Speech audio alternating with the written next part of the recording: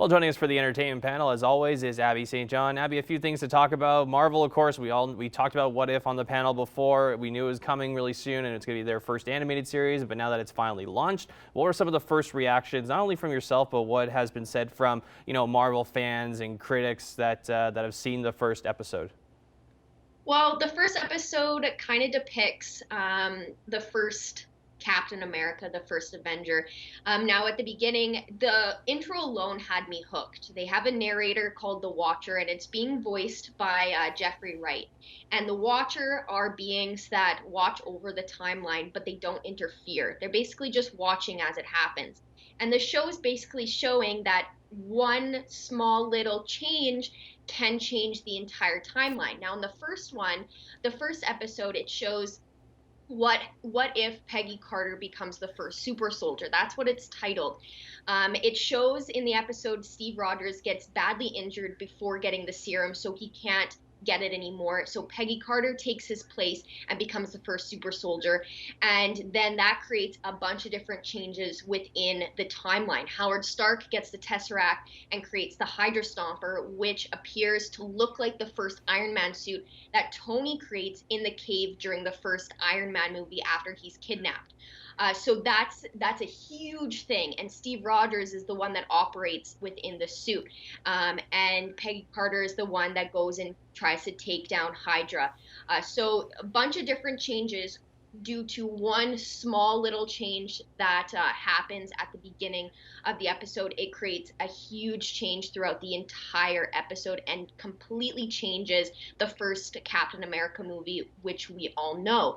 So I think it was a fantastic episode. The animation reminds me of comic books, so they really took that aspect with it when they did their animation, and I think it was a great episode and first movie to start with as well. I'm kind of suspecting that they're going to be in chronological order. So it wouldn't be surprising if next week's episode or the next episode is Iron Man, the first Iron Man movie, but we'll have to wait and see for that. But so far, just with the intro alone has already had me hooked.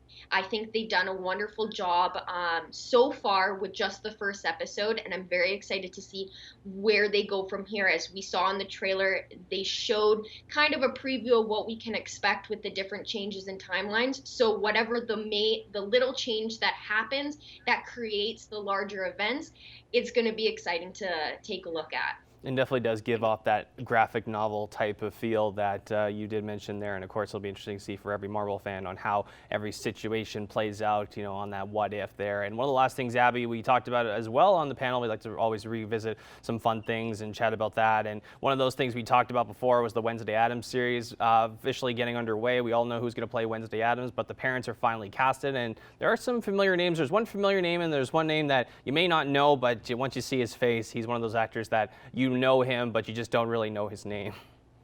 Yes, Catherine Zeta-Jones has been cast as Morticia, and I think it's just the perfect casting role for. Her previous her previous roles back in the 90s, she really plays that sadistic villainous character, including her Oscar-winning performance in Chicago. She played a horror heroine role in The Haunting, as well as her underrated role in the Coen Brothers movie Intolerable Cruelty. Plays these characters, and she has such a villainy elegance to her that is perfect for the role as Morticia.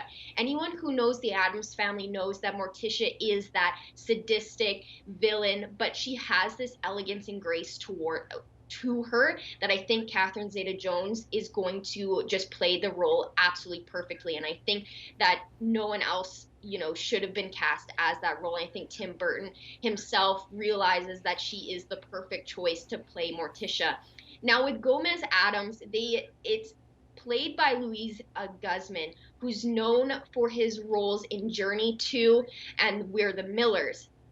So it's a little bit of a left field choice with his character, but he has proven his talent time and time again with him being a veteran in the acting world. And his most recent impressive role was the monstrous villain Jose Rodriguez Gacha in Netflix's Narcos, and who is far eviler than the playful Gomez's again, if you know the Adams family, you know that yes, Gomez, he has that dark, sadistic tone towards him, but he's also very playful and he loves Morticia with all of his fiber and all of his being.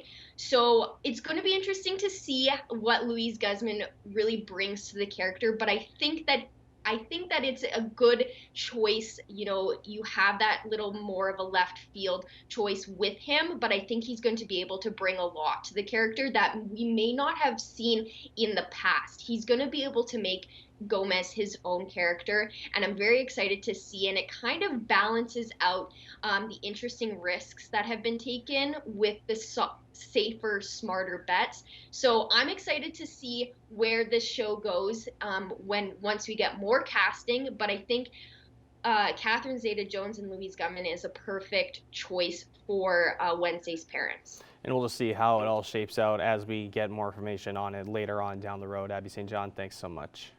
Thank you.